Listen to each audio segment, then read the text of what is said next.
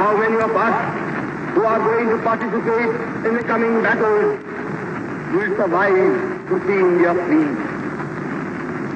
But whether we survive or not, whether we individually live to see India free or not, we are confident that India shall be free. Bharatvarsha তথা বাংলার বীরপুত্র নেতাজি সুভাষচন্দ্র বোসের আজ 128তম জন্মদিন। এই শুভ দিনে তার বাড়ি যাওয়ার সৌভাগ্য আজ হলো। এলগিন রোডে আমার স্কুল হওয়ার দরুন পূর্বে বার কয়েক এসেছি এই বাড়িতে, কিন্তু যতবারই আসি ততবারই মুগ্ধ হয়ে যাই।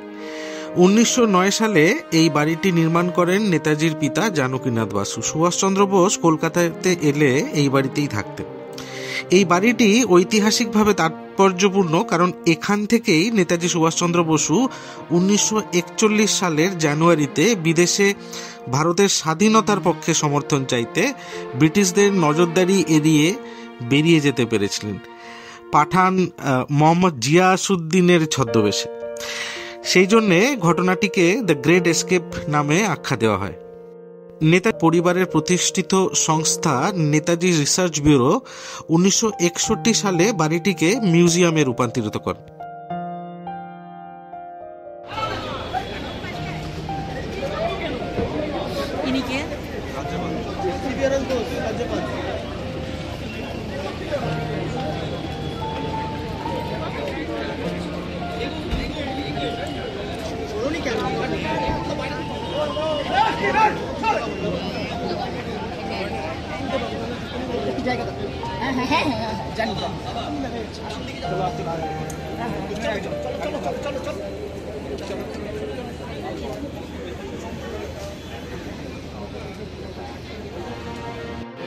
এই মতবাদ ব্যক্ত করার জন্য আমাদের যারা আছে সরকারি নানা রকম হেনস্থা, এমনকি তাকে কারাবরণ করতে হয়েছিল।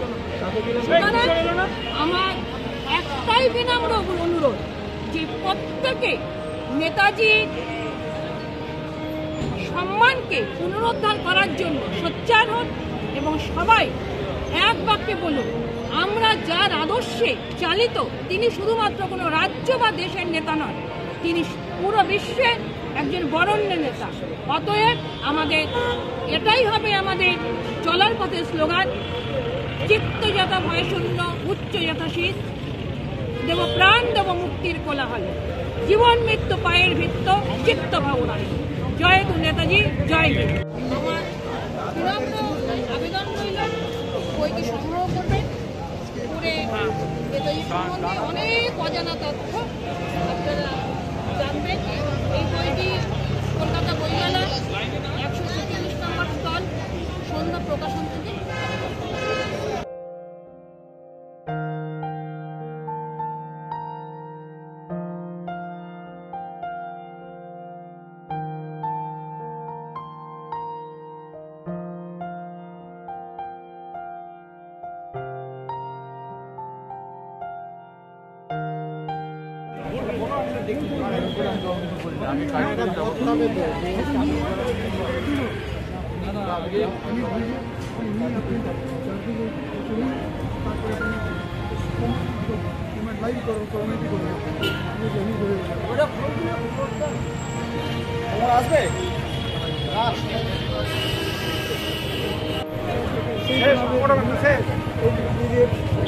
নতুন জেনারেশনকে বিশেষ করে যাচ্ছি আমার আগে महात्मा गांधी, जवाहरलाल नेहरू सब आज के सुभाष चंद्र छोटे सब भालो করে বানা।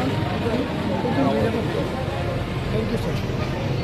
জাদুঘরটি নেতাজির নিদর্শন, ফটোগ্রাফ, নথি এবং ব্যক্তিগত জিনিসপত্রের একটি সমৃদ্ধ সংগ্রহ প্রদর্শন করে, যা তার জীবন, ইন্ডিয়ান ন্যাশনাল আর্মিতে, আইএনএতে তার ভূমিকা এবং ভারতের স্বাধীনতার দিকে তার প্রচেষ্টার ইতিহাস বর্ণনা করে।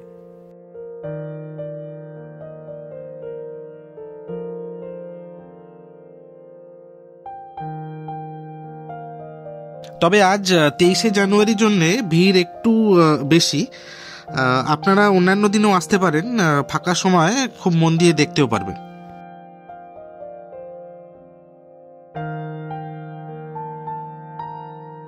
দ্বিতীয় বিশ্বযুদ্ধের পরে গান্ধীজি ও জওহরলাল নেহরু নেতাজি ভবন পরিদর্শনে এসেছিলেন।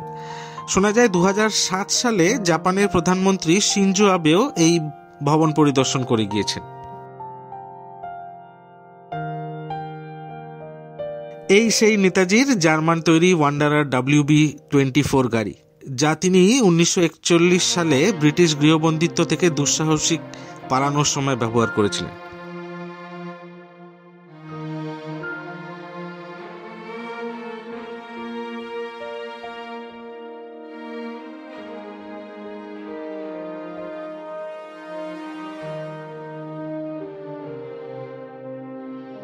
এই মিউজিয়ামে নেতাজির ইউনিফর্ম, মেডেল, বই এবং চিঠি সহ তার ব্যক্তিগত জিনিসপত্রের আকর্ষণীয় এক সংগ্রহশালা রয়েছে। কলকাতার ছাত্র হিসেবে তার প্রথম দিনগুলি থেকে শুরু করে ইন্ডিয়ান ন্যাশনাল আর্মির নেতা হিসেবে তার ভূমিকা এবং দ্বিতীয় বিশ্বযুদ্ধের সময় তার ক্রিয়াকলাপ পর্যন্ত তার জীবন চিত্রিত করে এমন ফটোগ্রাফ এবং নথিও এখানে আছে। নেতাজি যে ঘরে থাকতেন এবং তার পালানোর পরিকল্পনা করেছিলেন, সেই আসবাবপত্র, একটি খাট এবং ব্যক্তিগত জিনিসপত্র সহ তার আসল আকারে সংরক্ষণ করা হয়েছে।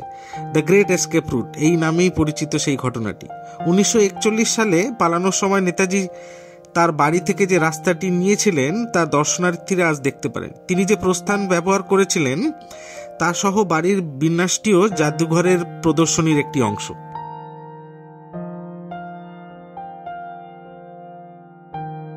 মিউজিয়ামটি খোলা থাকে সকাল 11টা থেকে সন্ধ্যে 6টা পর্যন্ত। সোমবার এবং ন্যাশনাল হলিডে, যেমন আপনার রিপাবলিক ডে 26শে জানুয়ারি, ইন্ডিপেন্ডেন্স ডে 15ই আগস্ট এবং গান্ধী জয়ন্তী 2 অক্টোবর, এই দিনগুলিতে বন্ধ থাকে।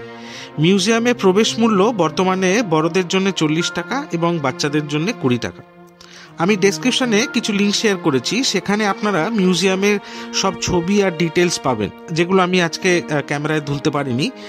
দরকারে ডাউনলোডও করতে পারেন, আগ্রহ থাকলে অবশ্যই পড়বেন।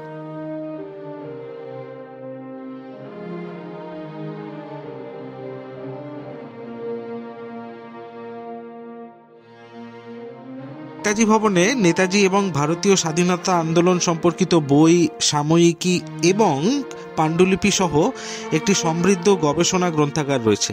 এটি ভারতের স্বাধীনতা সংগ্রাম অধ্যয়নরত পণ্ডিত এবং ইতিহাসবিদদের জন্য একটি সংস্থান হিসেবেও কাজ করে।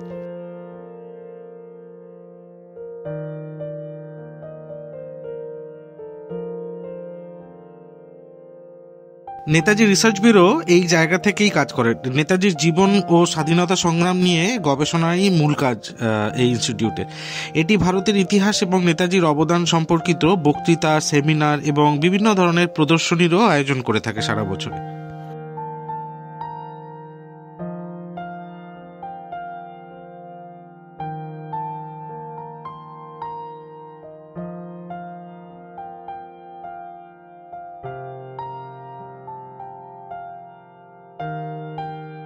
ভালো থাকবেন, আবার দেখা হবে পরের এপিসোডে।